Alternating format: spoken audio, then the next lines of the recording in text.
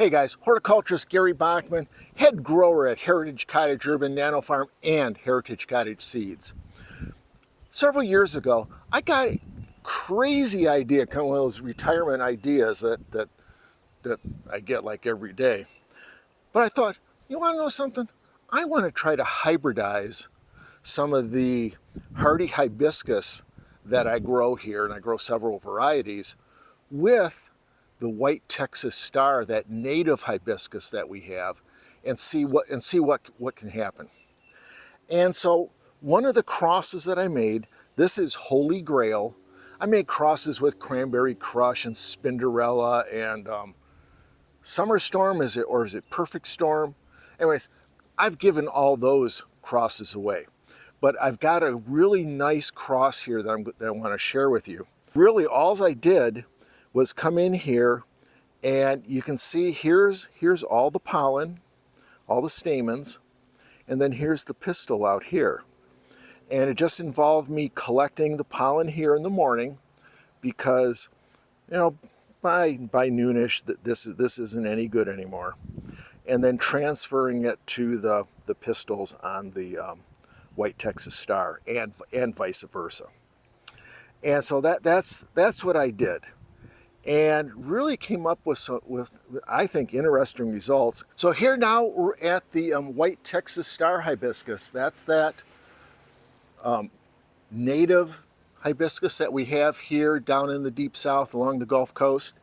And again, you can see there's all the pistils, or there's the pistil, there are the stamens. That's where all the pollen is, right here, and collecting from the pollen from here and then transferring the pollen back and forth. I'll do a video on showing crossing on this, make it a little more self-explanatory.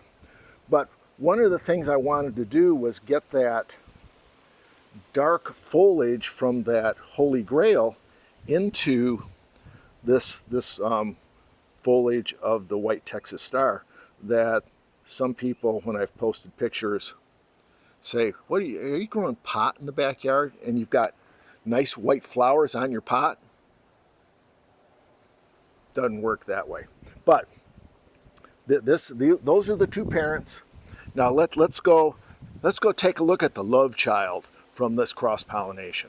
Here's the result of that cross-pollination between that Holy Grail and the White Texas Star. I mean, I think we've got some success here, because if you look at the foliage, we've got that kind of that pot looking like foliage, but look at this, we've got the red streaks in it now, and the red in it, which is one of the things I wanted to do. And also, what's really interesting, we ended up with a bigger flower than the White Texas Star, which tells me this is kind of the lineage from the Holy Grail, that hardy hibiscus that has the big flowers on it. And again, here we've got all kinds of pollen being produced. If you can see that falling off there, that I'm going to be collecting. We've got we got more buds on this plant. We've got several here in the block. Some are all green, and some have that red in them.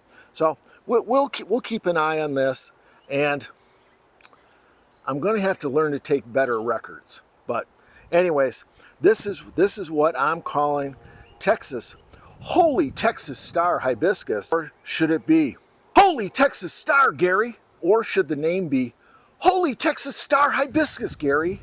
Or should it be, what if you, no, that's not going to work. Or should it be Holy Texas Star, Gary? I'm just playing.